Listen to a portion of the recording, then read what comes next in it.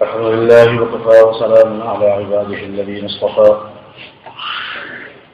أما بعد أعوذ بالله من الشيطان الرجيم. بسم الله الرحمن الرحيم. قد أفلح من تزكى وذكر اسم ربه فصلى بل تؤثرون الحياة الدنيا والآخرة خير وأبقى إن هذا لفي الصحف الأولى صحف إبراهيم وموسى. قد أفلح من تزكى، تحقیق وہ فلاح پا گیا، کامیاب ہو گیا جس نے تزکیہ حاصل کر لیا. وذكر اسم ربه فصلى، اور اپنے رب کے نام پر نماز پڑھی. بل تؤثرون الحیات الدنیا، بلکہ تم دنیا کی زندگی کو ترجیح دیتے ہو. والآخرۃ خیر وابقى، حالانکہ آخرت کی زندگی بہتر بھی ہے اور باقی رہنے والی بھی. ان هذا لفی الصحف الاولى، یہ بے شک باتیں پہلے صحیفوں میں بھی موجود ہیں. صحف ابراہیم و موسیٰ، ابراہیم علیہ السلام کے صحیفوں میں اور موسیٰ علیہ السلام کے صحیفوں میں. صدق اللہ العظیم وصدق رسولہ النبی الکریم ونحن على ذلك لمن الشاہدین والشاکرین والحمد للہ رب العالمین.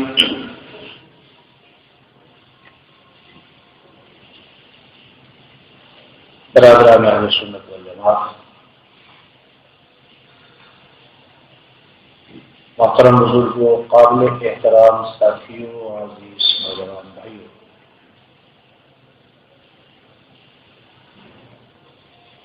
ہمارا جو مضمون تکمیل انسانیت کے عنوان سے مسلسل چل رہا ہے،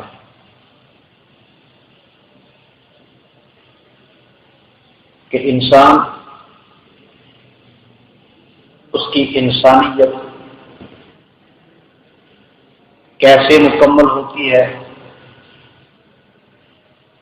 جب تک اسے چار چیزوں کی پہچان نہ ہو جائے. اپنے آپ کو نہ پہچانے، اپنے رب کو نہ پہچانے، اس دنیا کو نہ پہچانے اور آخرت کو نہ پہچانے. اپنی پہچان اور اللہ کی پہچان پر تفصیل کے ساتھ بیان ہو چکا ہے. اس دنیا کی پہچان کے حوالے سے دو چیزوں کا بیان ہو چکا ہے کہ اس دنیا کی حقیقت کیا ہے اور اس دنیا کا مقصد کیا ہے. آج دنیا کی پہچان کے حوالے سے، معرفت دنیا کے حوالے سے تیسری چیز بیان ہوگی، اس دنیا کا انجام کیا ہے. ایک ہے اس دنیا کی حقیقت، ایک ہے اس دنیا کا مقصد، تیسری چیز ہے اس دنیا کا انجام.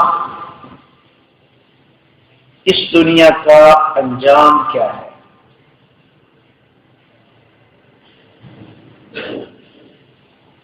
حضور نبی کریم صلی اللہ تعالی علیہ وسلم کا ارشاد گرامی ہے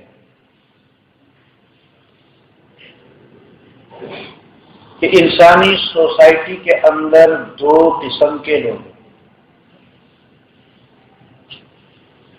ایک وہ ہیں جو دنیا سے محبت کرتے ہیں. فرمایا سن لو، انہوں نے اپنی آخرت تباہ کر لی،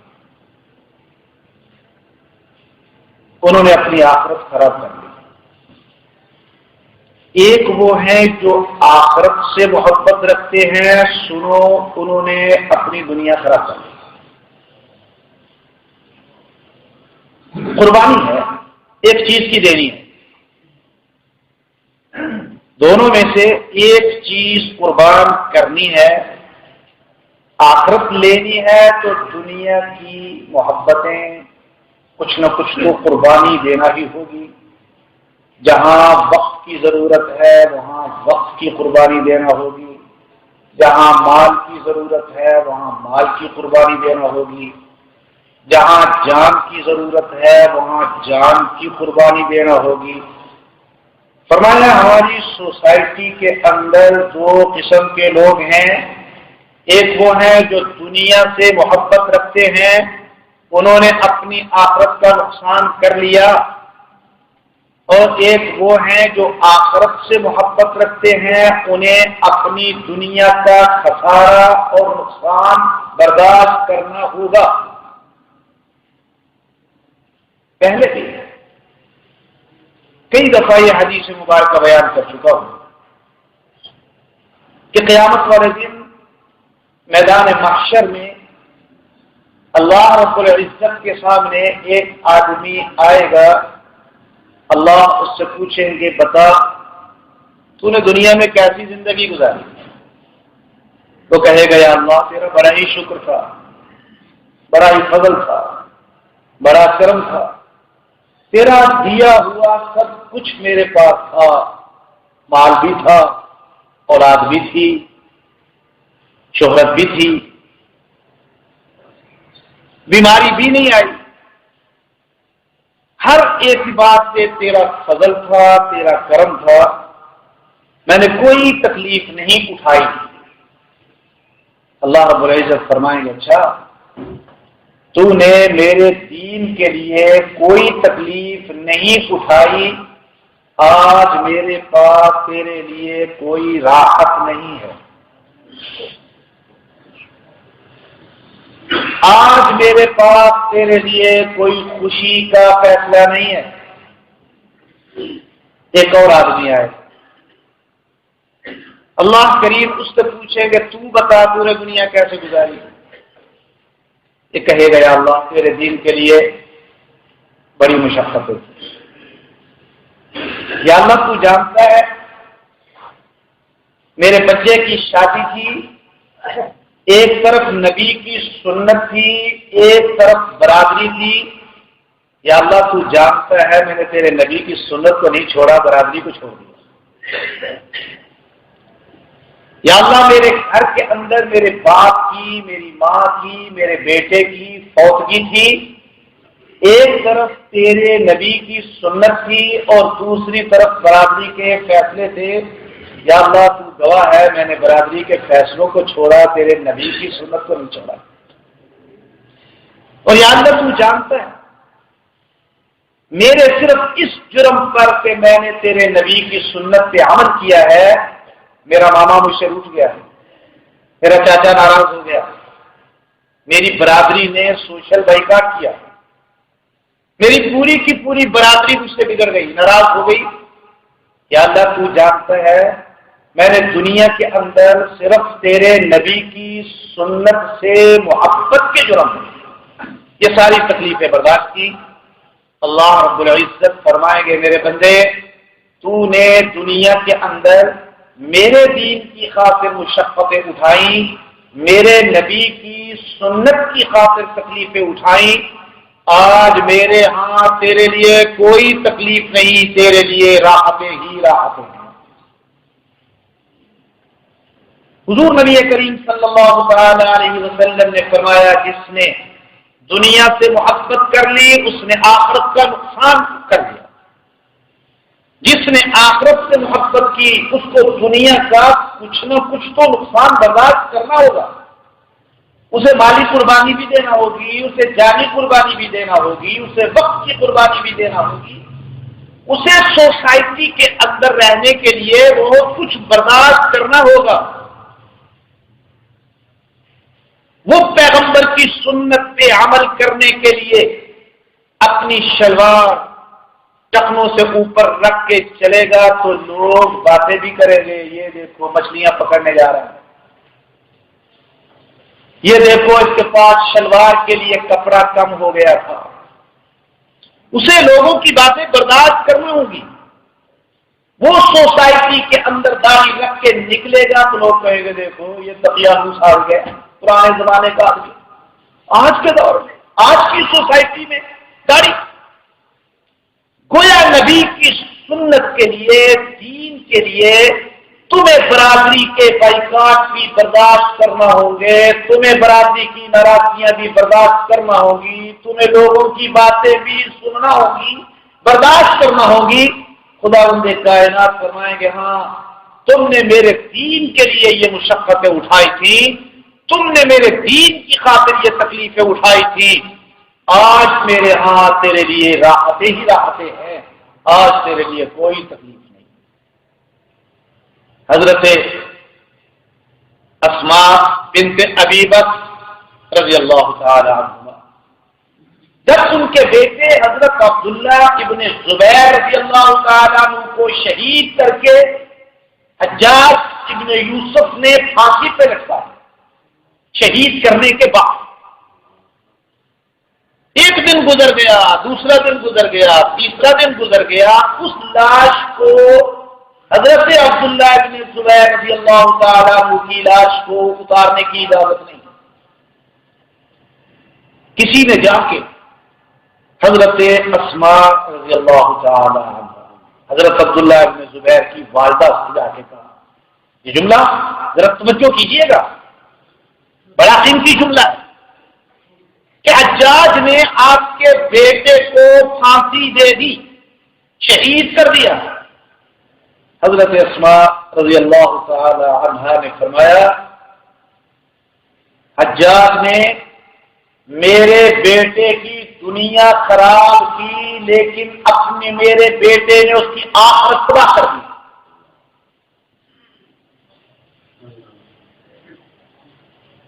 کیا سبق دیا حضرت اسماء رضی اللہ تعالی عنہا نے؟ جو ظلم کے ذریعے, غصب کے ذریعے, جادو کے ذریعے, قتل کے ذریعے دوسرے کی دنیا خراب کرتا ہے وہ نہیں جانتا کہ میں نے اپنی آخرت تباہ کر دیا ہے. میں جادوگروں کے پاس جا جا کے جادو کے تعویذ لے کر میاں بیوی کے درمیان جھگڑا پیدا کر کے ان کی دنیا تو خراب کر رہا ہوں, لیکن مجھے اس بات کا احساس نہیں ہے کہ میں اپنی آخرت تباہ کر رہا ہوں. میں جادو کے تعویذوں کے ذریعے کسی کے کاروبار کو تباہ کر رہا ہوں, اس کا دنیا کا نقصان ہے, لیکن میں یہ بھول گیا کہ اس سے میری آخرت کا نقصان ہو رہا ہے. میں کسی کی زمین پہ قبضہ کر کے, غصب کر کے اس کی کوٹھی, اس کی دکان, اس کا مال غصب کر کے اس پہ ظلم کر رہا ہوں, اس کی تو دنیا خراب ہو گئی لیکن میں نہیں جانتا کہ میری آخرت بھی تباہ ہو گئی ہے. میں کسی آدمی کو قتل کر کے اس کی تو دنیا خراب کر دی لیکن مجھے اس بات کا احساس نہیں ہے کہ میں اپنی آخرت تباہ کر رہا ہوں. حضور نبی کریم صلی اللہ تعالی علیہ وسلم کا فرمان ہے, فرمایا والذی نفس محمد بیدہ, مجھے اس ذات کی قسم جس کے قبضے میں میری جان ہے, اس دھرتی پر اس سے بڑا احمق, اس سے بڑا بے وقوف کوئی نہیں ہے جو کسی کی دنیا خراب کر کے اپنی آخرت کو تباہ کر لے. وہ کائنات کا سب سے نالائق, کائنات کا سب سے بڑا بے وقوف اور کائنات کا سب سے بڑا پاگل ہے, دوسرے کی دنیا خراب کر کے اپنی آخرت تباہ کر رہا ہے. میں قتل کرتا ہوں تو دوسرے کی دنیا اپنی آخرت خراب کر رہا ہوں, میں ظلم کرتا ہوں تو دوسرے کی دنیا اپنی آخرت تباہ کر رہا ہوں, میں غصب کر رہا ہوں تو دوسرے کی دنیا اور اپنی آخرت تباہ کر رہا ہوں. کوئی دانشمند ایسا نہیں ہے. مجھے یہ بتائیے, کیا آپ اگر مارکیٹ کے اندر کرنسی تبدیل کرانے کے لیے جائیں, پاؤنڈ 80 روپے کا ہے اور آپ وہ 100 روپیہ دے کے پاؤنڈ لے آئیں, وہ 80 روپے والا آپ نے 100 روپے میں خریدا, سودا گھاٹے کا ہے یا فائدے کا؟ جی بولیے. قیمتی چیز دے کے میں کم تر چیز لے رہا ہوں. نقصان کہتے کس کو ہے؟ نقصان نام اس کا ہے کہ قیمتی چیز دے کر کم قیمت والی چیز نہ لے لوں، برتر چیز دے کے کم تر چیز لے لوں. مجھے بتائیے میں آخرت دے کے دنیا خرید لوں، سودا گھاٹے کا ہے پہلے کا ہے؟ حضور علیہ السلام نے فرمایا جو شخص دنیا سے محبت رکھتا ہے اس نے اپنی آخرت کا نقصان کر دیا. جو آخرت سے محبت رکھتا ہے اسے دنیا کا خسارہ نقصان برداشت کرنا ہوگا. حضور علیہ السلام نے فرمایا دنیا وہ شخص دنیا کو اپنا گھر بناتا ہے جس کا آخرت میں کوئی گھر نہیں. یہ 6 جملے ہیں حضور علیہ السلام کے، ذرا توجہ سے سنیے گا. حضور علیہ السلام نے فرمایا دنیا کو اپنا گھر. خدا کے پیغمبر کے کہنے کا مقصد کیا ہے؟ علامہ آلوسی رحمہ اللہ تعالی، امام غزالی رحمہ اللہ تعالی، امام فخر الدین رازی رحمہ اللہ تعالی، امام حافظ ابن کثیر رحمہ اللہ تعالی فرماتے ہیں دنیا کو اپنا گھر بنانے کا مطلب کیا؟ اپنے گھر کی زیب و زینت، اپنے گھر کی سجاوٹ، اپنے گھر کی خوبصورتی پر بے جا خرچہ کرتا ہے. گویا اس خیال سے کہ میں نے اسی گھر کے اندر رہنا ہے. فرمایا اپنی پوری زیب و زینت کے ساتھ پیسہ خرچ کر کے قیمتی اینٹوں کے ساتھ، قیمتی پتھر کے ساتھ، زیب و زینت کے ساتھ گھر وہ بناتا ہے جس کا آخرت میں جنت کے اندر گھر نہیں ہے. اور مسئلہ یاد رکھیے حضور علیہ السلام کا فرمان ہے جس آدمی نے اپنی حلال کمائی سے اپنی ضرورت کی حد تک مکان بنایا اس سے اس مکان کا حساب نہیں، لیکن ضرورت سے اوپر ایک ایک اینٹ اور ایک ایک پتھر کا حساب ہوگا. دو چیزیں، کمائی حلال ہو حرام نہ ہو، ظاہر بات ہے پھر تو مکان کا نہیں کمائی کا حساب ہوگا. حلال کمائی ہو، ضرورت کے مطابق مکان بنائے، اس کا حساب نہیں ہے. لیکن ضرورت سے زائد جو کچھ بھی لگا ہے، ضرورت سے زائد اینٹ لگی ہے تو اینٹ کا حساب ہوگا، ضرورت سے زائد پتھر لگا ہے تو پتھر کا حساب ہوگا. فرمایا ضرورت سے زائد جو کچھ بھی ہے اس کا خداوند کائنات کے یہاں حساب ہوگا. فرمایا وہ مکان سمجھتا ہے دنیا کو اپنا گھر، وہ سمجھتا ہے جس کا آخرت میں کوئی گھر نہیں. دنیا کو اپنا مال وہ سمجھتا ہے جس کا آخرت میں کوئی مال نہیں. دنیا کو اپنا مال وہ سمجھتا ہے جس کا آخرت کے اندر کوئی مال نہیں ہے. حضور علیہ السلام نے فرمایا انسان کتنا احمق بے وقوف ہے، صبح سے لے کر شام تک ایک ہی رٹ لگایا جا رہا ہے میرا مال میرا مال میرا مال میرا مال، میری کوٹھی میرا بنگلہ، میری فیکٹری میرا کارخانہ، میری زمین. صبح سے شام تک ایک ہی رٹ لگایا جا رہا ہے میرا مال میرا مال. فرمایا تیرا ہے کیا؟ خدا کے پیغمبر نے کس انداز سے سمجھایا تیرا ہے کیا؟ وہ جو تو نے کھا لیا، وہ جو تو نے پہن لیا، اور وہ جو تو نے اللہ کے راستے میں خرچ کر دیا، تیرا صرف وہی ہے، باقی تو سب پچھلوں کا ہے. وہ تیرا ہے. کون سا بیٹا دنیا میں آیا ہے جو کوٹھی اپنے باپ کے ساتھ قبر میں بھیجے؟ کون سا بیٹا ہے دنیا کے اندر ایسا آیا جو گھر کے اندر باپ کی دولت کو باپ کے ساتھ قبر کے اندر رکھے؟ جس مال کو وہ کل تک میرا مال میرا مال میرا مال کہہ رہا تھا، آج اس مال کے لیے اس کے اپنے 2 بیٹے ایک دوسرے کا گریبان پکڑ کے کھڑے ہیں، ایک کہتا ہے میرا، دوسرا کہتا ہے میرا. کل تک دعوے دار وہ تھا جو مٹی کے نیچے چلا گیا. آج سارے دار اس کے وہ بیٹے، ایک کہتا میرا زیادہ، دوسرا کہتا میرا زیادہ۔ حضور علیہ السلام نے فرمایا یہ دنیا اس کا مال ہے، دنیا کو وہ اپنا مال سمجھتا ہے جس کا آخرت کے اندر کوئی مال نہیں۔ تیسرا جملہ حضور علیہ السلام نے فرمایا اس دنیا کو وہ آدمی جمع کرتا ہے جس کے اندر عقل نہیں۔ عقل کا پیمانہ دیکھو، حضور علیہ السلام نے فرمایا دنیا کو صرف وہی آدمی جمع کرتا ہے جس کے اندر عقل نہیں۔ کیا نہیں؟ کیا نہیں؟ جس کے اندر عقل ہے وہ دنیا کو جمع نہیں کرتا، وہ دنیا کو جو آتی ہے ضرورت پہ حق کر اللہ کے راستے میں خرچ کرتا رہتا ہے، اللہ کا حق ادا کرتا رہتا ہے، مخلوق کا حق ادا کرتا رہتا ہے، صرف وہی ہے جو اس دنیا سے محبت کرتا ہے۔ فرمایا وہ آدمی جو مال کو جمع کرتا رہتا ہے وہی کرے گا جس کے اندر عقل نہیں ہے، عقل سے معروف ہے، اور عقل بہت بڑی نعمت۔ میں گزشتہ کسی جمعے میں بیان کر چکا ہوں، دو چیزیں انسان کے اندر ہیں، ایک اچھی ایک بری، اور ایک چیز خداوند کائنات نے باہر سے دی ہے، یہ کتاب سنت۔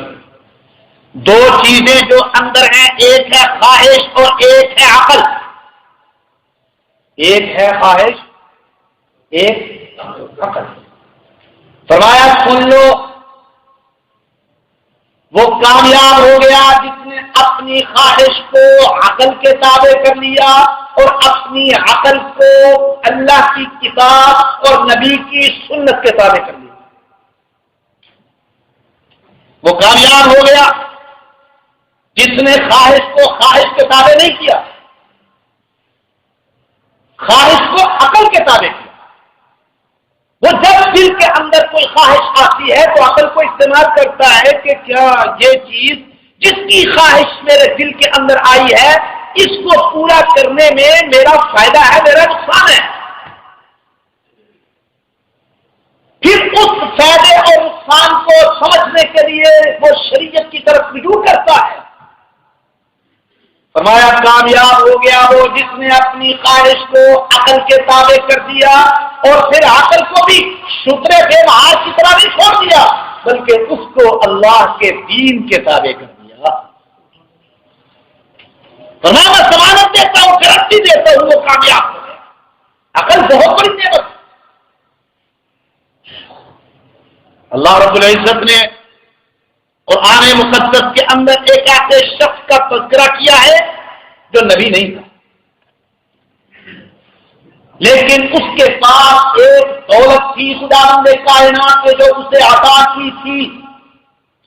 اللہ اپنی دی ہوئی اس دولت کے حوالے سے اس شخص کا تذکرہ کرتے ہیں، ایک آیت میں نہیں، دو آیتوں میں نہیں، پوری ایک سورت اس کے نام پہ اتار کے وَلَقَدْ آتَيْنَا لُقْمَانَ الْحِكْمَةَ أَنِ اشْكُرْ لِلَّهِ، پوری ایک سورت اس کے نام پہ تھا۔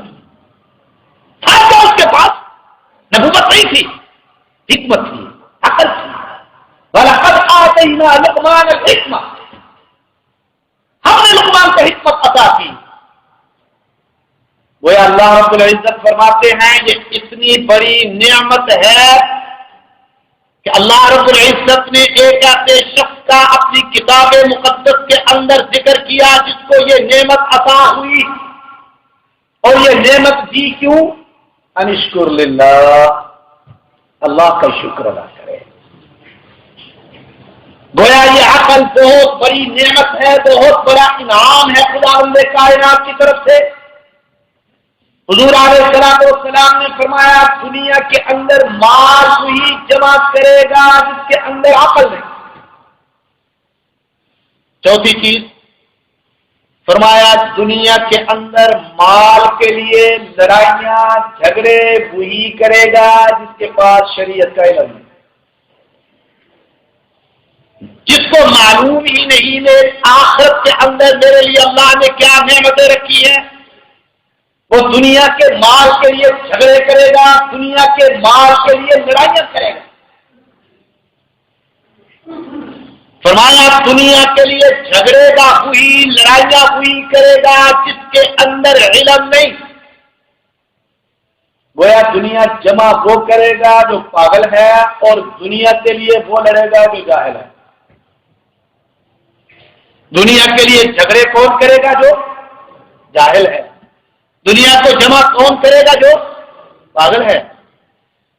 فرمایا وہ آدمی جو دنیا کی چھوٹی چھوٹی سی باتوں پہ جھگڑے کرتے ہیں، خدا کا پیغمبر کہہ رہا ہے ان کے اندر علم نہیں ہے، نہ ان کو اس بات کا علم ہے کہ اس کے بارے میں خدا اور خدا کا رسول مجھ سے ناراض ہو جائیں گے، نہ اسے اس بات کا احساس ہے مرنے کے بعد مجھے اس کا حساب بھی دینا ہے، نہ اس بات کا احساس ہے مرنے کے بعد اس کے بدلے میں مجھے کیا عذاب مل سکتا ہے، نہ اس بات کا احساس ہے اگر میں چھوٹی سی دنیا کو، تھوڑی سی دنیا کو چھوڑ دوں گا، اس کے بدلے میں اللہ مجھے آخرت میں کیا نعمتیں دے گا۔ فرمایا دنیا کے لیے جھگڑے گا وہ جس کے اندر علم نہیں۔ فرمایا دنیا کے لیے حسد وہ کرے گا جو اس کی حقیقت سے واقف نہیں۔ دنیا کے لیے حسد وہ کرے گا جو اس کی حقیقت سے واقف نہیں۔ میں ایک دنیا کی چیز حاصل کرنے کے لیے اپنی توانائی صرف کر رہا ہوں، دنیا کی ایک چیز حاصل کرنے کے لیے اپنی صلاحیتیں صرف کر رہا ہوں، اپنی ساری قوتیں صرف کر رہا ہوں۔ ایمانداری سے بتائیے کیا میرے پاس اس بات کی گارنٹی ہے کہ وہ چیز اگر میں ساری توانائیاں صرف کر کے حاصل کر لوں تو وہ مجھے ایک رات بھی اپنے پاس رکھنے کا موقع مل سکتا ہے گارنٹی کسی کے پاس؟ میں کسی پہ ظلم کر کے، کسی کے ساتھ زیادتی کر کے، اللہ کے حقوق کو ترک کر کے، اپنی ساری توانائیاں صرف کر کے ایک چیز دنیا کی حاصل کرتا ہوں، لیکن میرے پاس اس بات کی کوئی گارنٹی نہیں ہے کہ جو چیز میں اتنی توانائیاں صرف کر کے حاصل کر رہا ہوں وہ چیز مجھے نصیب بھی ہوگی کہ نہیں۔ وہ چیز میں اپنی ملکیت کے اندر 24 گھنٹے کیا، 12 گھنٹے کیا، 1 گھنٹہ بھی اپنے پاس رکھ سکتا ہوں یا نہیں، میرے پاس کوئی گارنٹی نہیں۔ مجھے اچھی طرح یاد ہے جب محدث کبیر حضرت مولانا سید محمد یوسف بنوری رحمۃ اللہ علیہ کا انتقال ہوا، حضرت بنوری رحمہ اللہ تعالی کے پاس مصر سے، شام سے، سعودی عرب سے، اردن سے، عراق سے عرب کثرت کے ساتھ پڑھنے کے لیے آتے تھے تورات حدیث، کثیر تعداد میں۔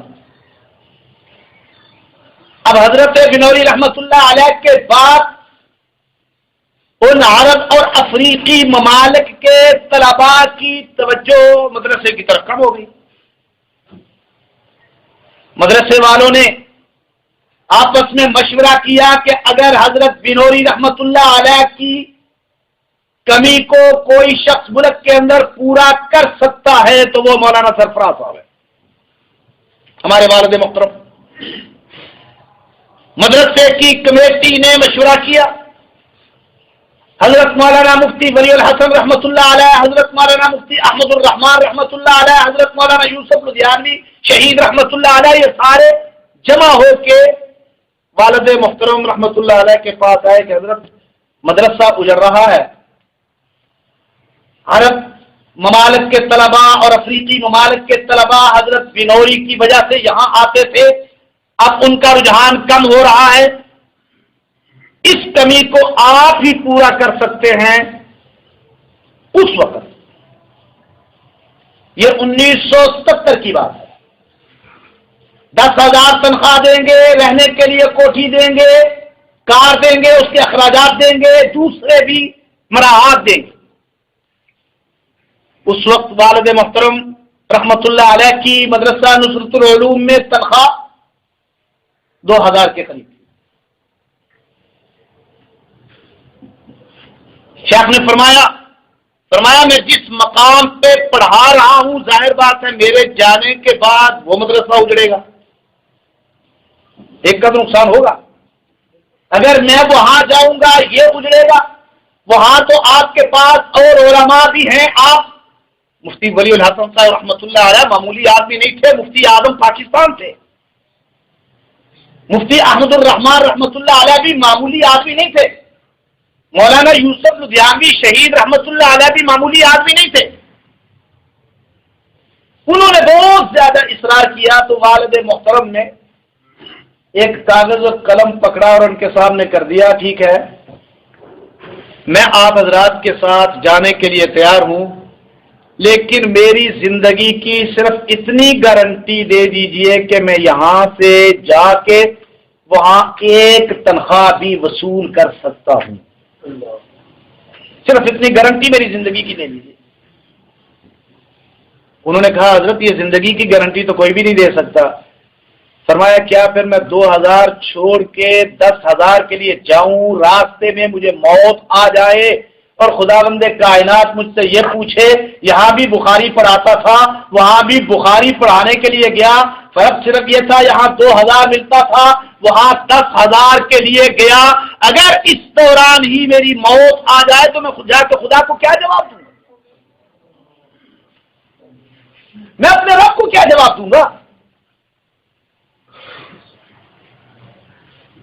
کسی کے پاس یہ گارنٹی نہیں ہے. حضور علیہ الصلوۃ والسلام نے فرمایا اس دنیا کے لیے حسد وہی کرے گا جو اس دنیا کی حقیقت سے واقف نہیں ہے. کون نہیں جانتا اس دنیا کے اندر اس دنیا سے بڑھ کر کوئی بھی بے وفا نہیں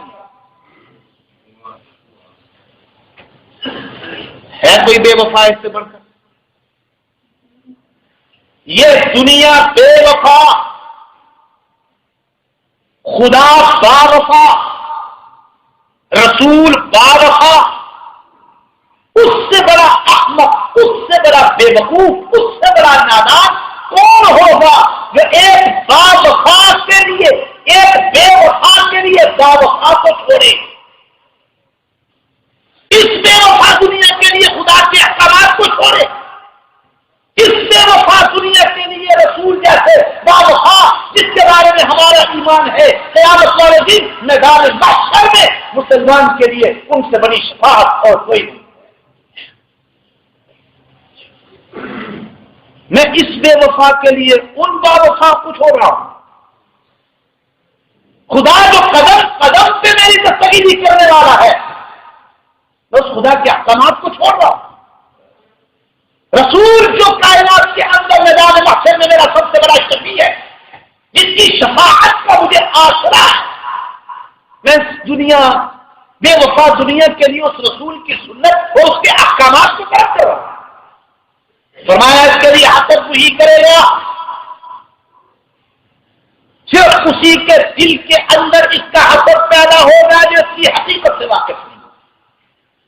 اور چھٹا جملہ فرمایا اس کے پیچھے وہی بھاگے گا جس کا آخرت پر یقین نہیں ہے.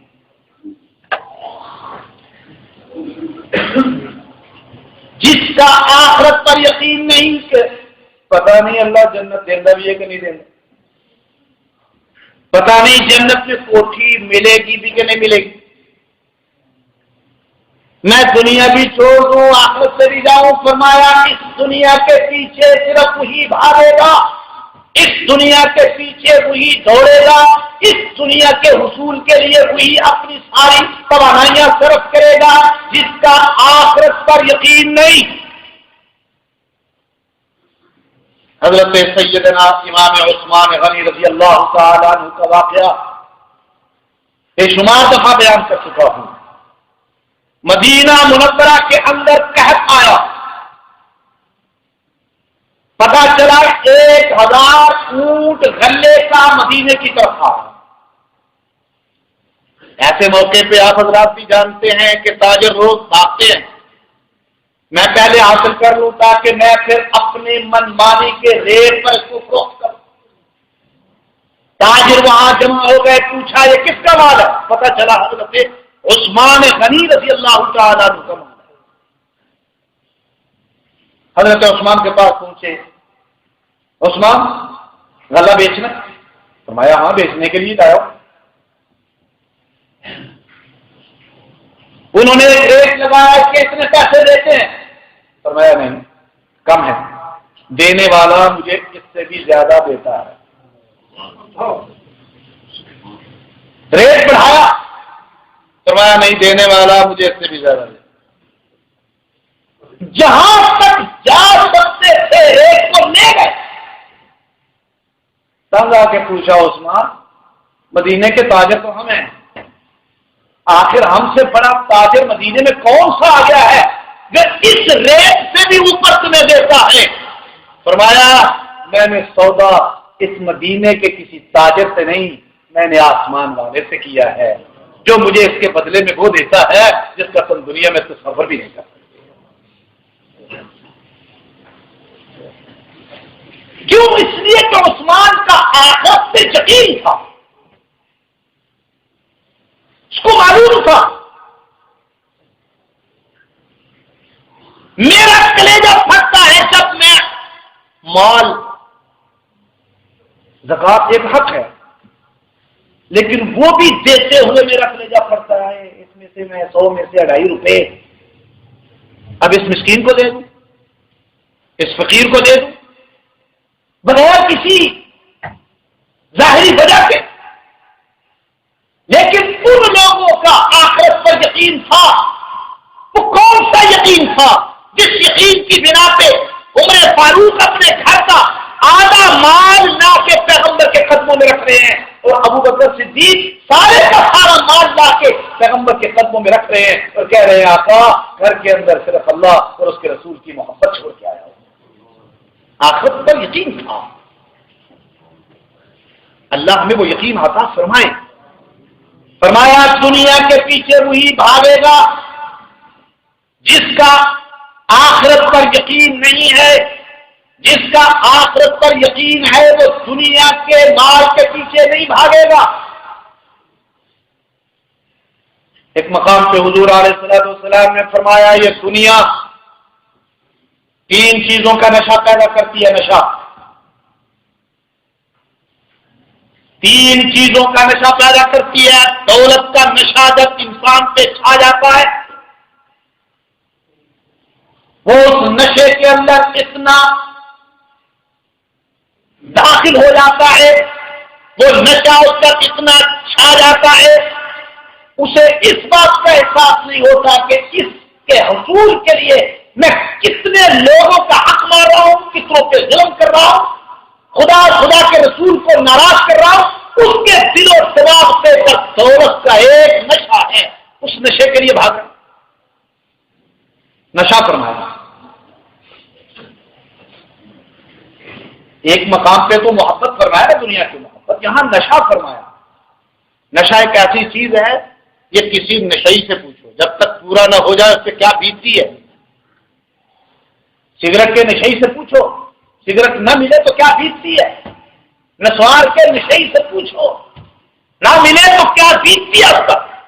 چائے کے نشئی سے پوچھو چائے نہ ملے تو اس سے کیا بیتتی ہے. فرمایا یہ نشہ یہ دنیا کا نشہ انسان کے اندر دولت کی محبت پیدا کرتا ہے، دولت کا نشہ پیدا کر دیتا ہے. پھر تو نہ یہ دیکھتا ہے حلال ہے حرام ہے، نہ یہ دیکھتا ہے میں ظلم سے حاصل کر رہا ہوں. وہ پھر اس نشے کو پورا کرنے کے لیے وہ کچھ بھی کر گزرتا. ہمارے ہاں کے نشئی جن کو آپ اپنی اصطلاح میں جہاز کہتے ہیں، جب جب نشے سے ٹوٹا ہوا ہو وہ گلی کے کسی گھر کا بلب اتارنے سے بھی گریز نہیں کرتا، بلب اتار کے لے جائے گا، کسی کا ٹین اٹھا کے لے جائے گا کہ لوہا بیچ کے میں سے نشہ، کیوں؟ اس میں وہ نشہ ساری ہے، وہ نشہ اس کو چوری پہ بھی مجبور کر دیتا ہے، وہ نشہ اس کو کسی کی جیب کاٹنے پر بھی مجبور کر دیتا ہے، وہ ایک نشہ ہے جو اس پر چھایا ہوا ہے، اور اس نشے کو پورا کرنے کے لیے وہ کسی کا بلب اتارے گا، کسی کا ٹین اٹھائے گا، کسی کا مال اٹھائے گا، کسی کا سامان اٹھائے گا، کسی کی جیب کاٹے گا۔ فرمایا یہ دولت کا نشہ پیدا کرتی ہے دنیا، پھر حلال حرام کی تمیز بھول جاتی ہے، وہ رشوت بھی لیتا ہے، وہ سود بھی کھاتا ہے، وہ جوا بھی کھیلتا ہے، کیوں؟ اس کے دل و دماغ پہ دولت کا ایک نشہ تاری۔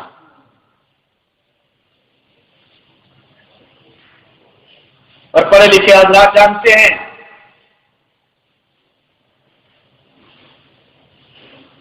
ہمارے دنیا کے اندر جو مختلف نظام ہے نا، ان میں ایک نظام ارسطو کا دیا ہوا ہے جو یورپ کے اندر اور ہمارے ملک کے اندر، وہ کیا ہے؟ حکومت کرنا صرف دولت مند کا حق ہے، سوسائٹی کا وہ طبقہ، یہ ارسطو کا فلسفہ ہے باقاعدہ کہ معاشرے کے اندر چونکہ وہ طبقہ اس کے پاس سارے وسائل ہیں، باقی تو سارے کیڑے مکوڑے اس کے ملازم ہیں، اس کے مزدور ہیں،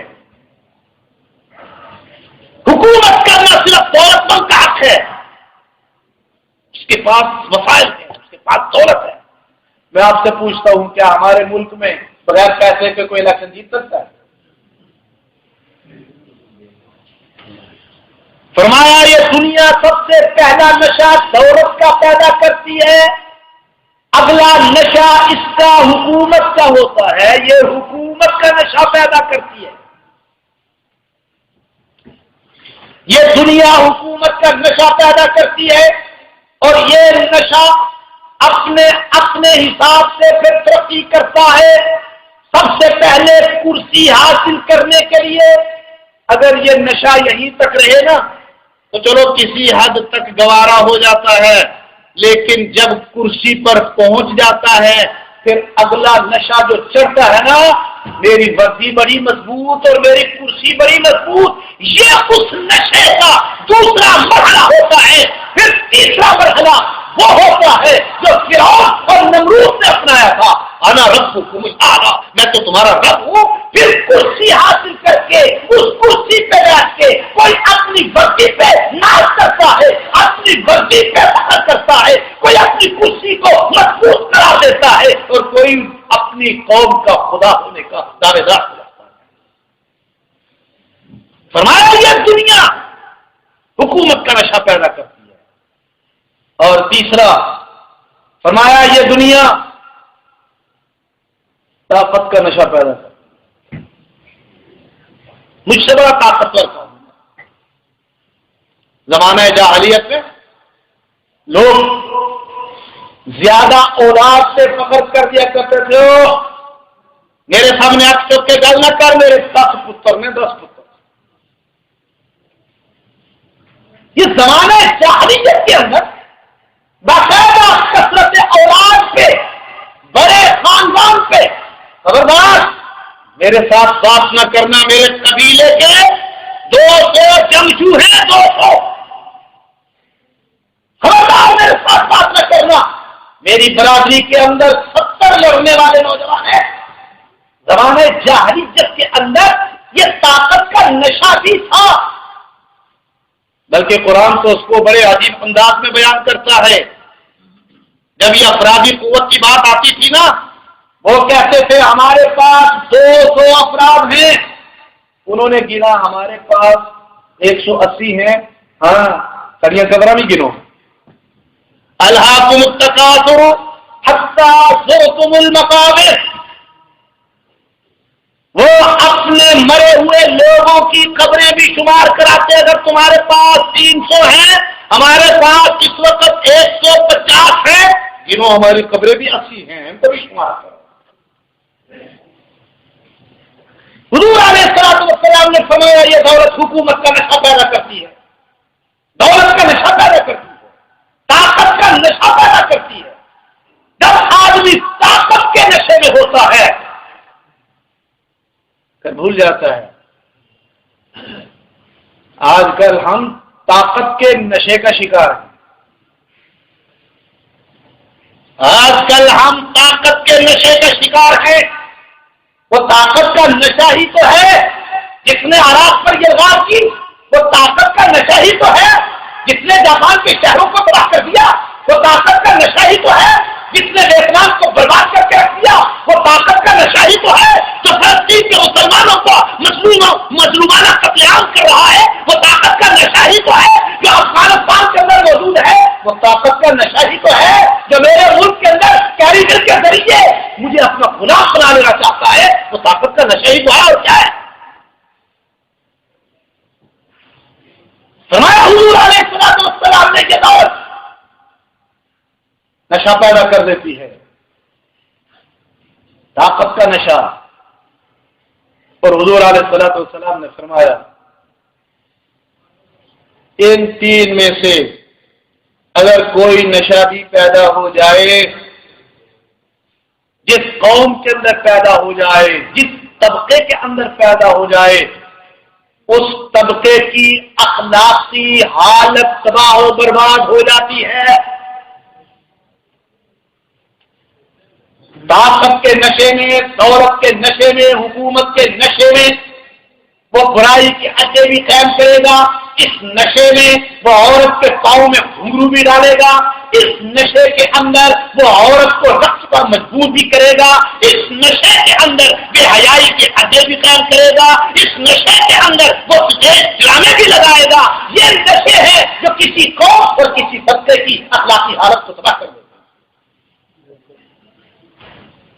اور آپ حضرات نے گزشتہ دنوں اخبارات میں پڑھا سنا ہوگا، پچھلے ہفتے لاہور کے اندر کریک ڈاؤن ہوا قحبہ خانوں پر، بدکاری کے اڈوں پر. اور کون سے بدکاری کے اڈے؟ جن کے پاس باقاعدہ اس بات کا لائسنس موجود ہے اور سرکاری اطلاعات کے مطابق لاہور کے اندر، صرف لاہور کے اندر 445 اڈے ہیں جن کو باقاعدہ سرکاری طور پر لائسنس حاصل ہے. 445 اڈے، ان کے خلاف کریک ڈاؤن ہوا. آپ سمجھے ہوں گے کہ شاید بے حیائی کی وجہ سے ہوگا. نہیں، کریک ڈاؤن کس بات پہ ہوا کہ اب یہ برائی کے اڈے دہشت گردی کا مرکز بن رہے ہیں. چونکہ یہ برائی کے لیے آنے والوں کے ایڈریس نوٹ نہیں کرتے، پتے نوٹ نہیں کرتے، ان کے شناختی کارڈ نمبر نوٹ نہیں کرتے، ان کا اندراج نہیں ہوتا. اس لیے ان اڈوں پر کریک ڈاؤن ہو.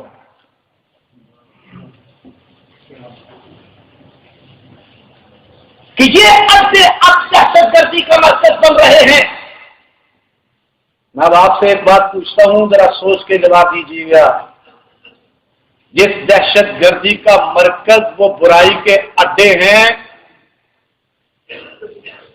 وہ دہشت گردی طالبان کر رہے ہوں گے یا امریکہ؟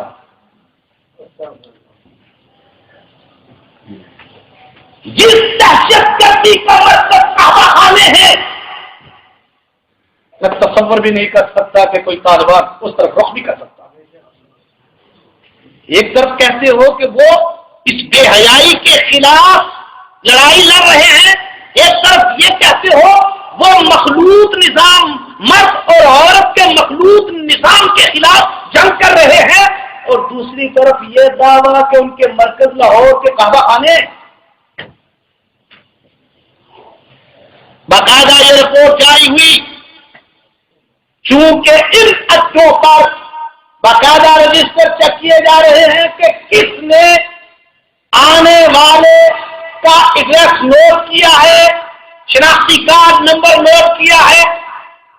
اور یہ جن اڈوں کو لائسنس جاری ہوتا ہے ان کے پاس باقاعدہ گورنمنٹ کا ضمانت نامہ ہوتا ہے. اس اڈے پر آنے والے کسی آدمی کی حکومت اس کا نام فاش نہیں کرے گا، اس کا نام آؤٹ نہیں ہوگا۔ لائسنس کے فارم کے اندر کہ جو بھی اس عہدے پر آئے اس کا نام فاش نہیں ہوگا، اس کا نام آؤٹ نہیں ہوگا۔ حضور علیہ السلام نے فرمایا یہ تین نشے جس سوسائٹی کے اندر آ جائیں، جس معاشرے کے اندر آ جائیں، جس قوم کے اندر آ جائیں، جس طبقے کے اندر آ جائیں، اس قوم کی اخلاقیات تباہ و برباد ہو کے رہ جاتی ہے، اس قوم کے اخلاق تباہ ہو جاتے ہیں۔ پھر وہاں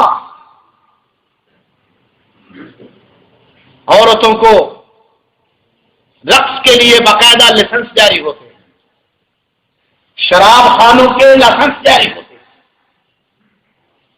پھر اس قوم کے اندر شراب عام ہو جاتی ہے۔ تفصیل کے ساتھ عرض کروں گا جب میرا اگلا موضوع علامات قیامت پر ہوگا۔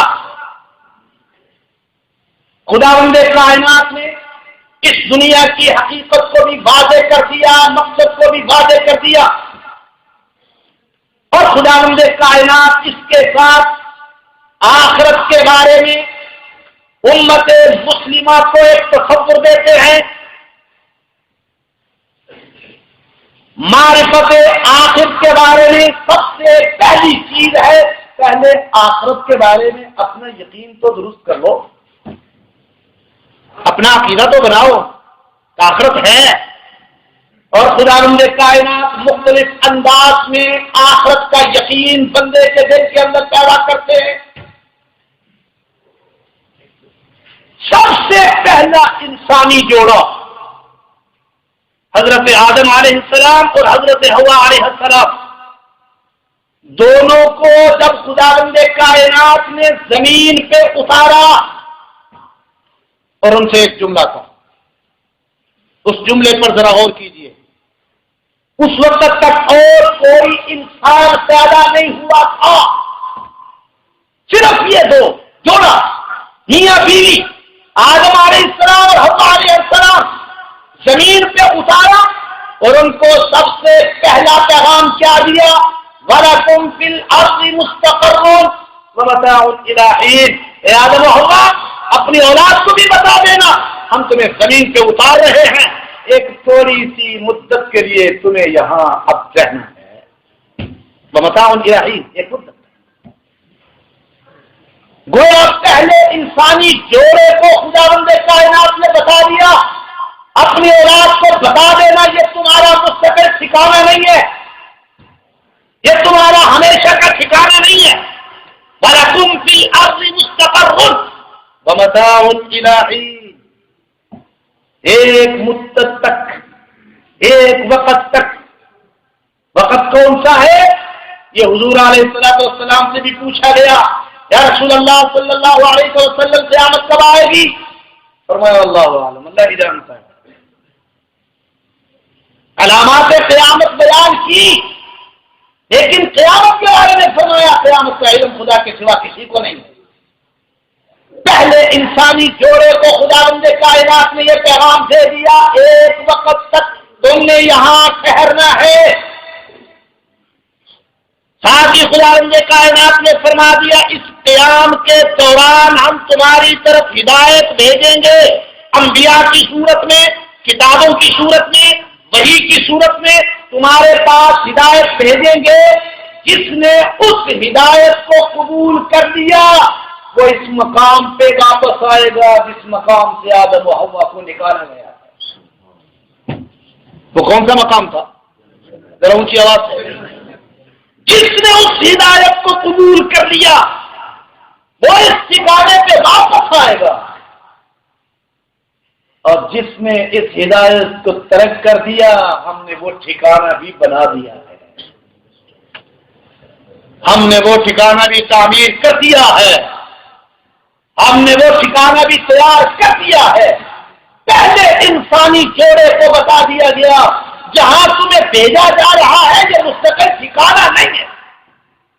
اور اس دنیا کے بارے میں دنیا کے جو دانشور کہلاتے ہیں العالم متغیر وکل متغیر حادث، اس جہان کے اندر تبدیلیاں آتی ہیں اور جس چیز کے اندر تبدیلی آتی ہو وہ ہمیشہ رہنے والی نہیں ہوتی. یہ فلاسفہ کا اصول ہے، مناطقہ کا اصول ہے. یہ جہان متغیر ہونے والا ہے، تبدیل ہونے والا ہے. اس میں کبھی صبح ہوتی ہے، کبھی شام ہوتی ہے، کبھی دن ہوتا ہے، کبھی رات ہوتی ہے، کبھی سردی ہوتی ہے، کبھی گرمی ہوتی ہے. یہ جہان جس کے اندر یہ تغیر پیدا ہوتے ہیں، یہ اصول ہے. جس چیز کے اندر تغیر پیدا ہوتا ہو، جس چیز کے اندر تبدیلی آتی ہو، وہ ہمیشہ رہنے والی نہیں ہوتی.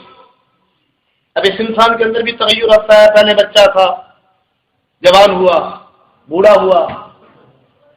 یہ جو انسان کے اندر بھی یہ جو تغیر، یہ جو تبدیلی ہے، یہ اس بات کی علامت ہے کہ یہ ہمیشہ رہنے والی نہیں. جس چیز کے اندر بھی تغیر پیدا ہوتا ہو، وہ تغیر خاص طبعی ہو یا حادثاتی ہو.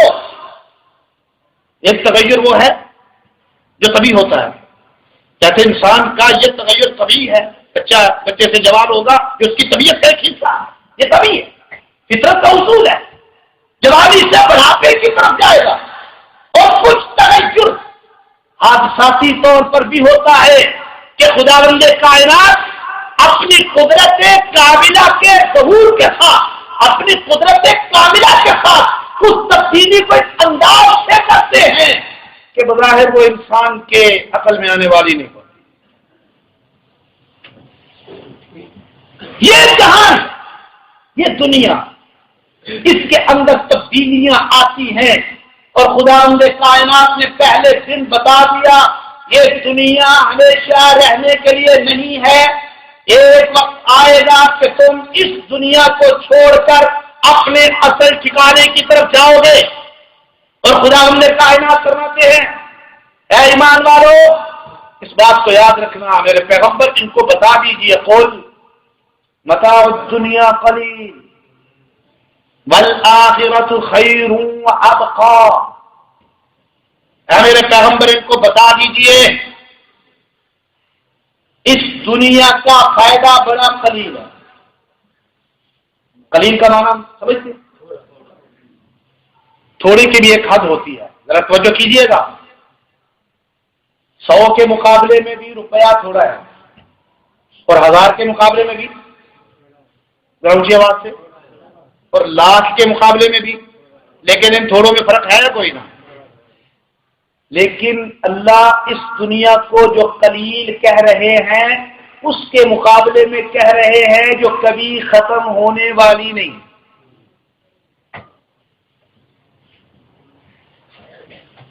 اس دنیا کے اندر اے انسان سود و فائدہ حاصل کرے گا. 60 سال کا ہوگا، 70 سال کا ہوگا، 80 سال کا ہوگا، 1000 سال کا ہوگا، کروڑ سال لگا لو.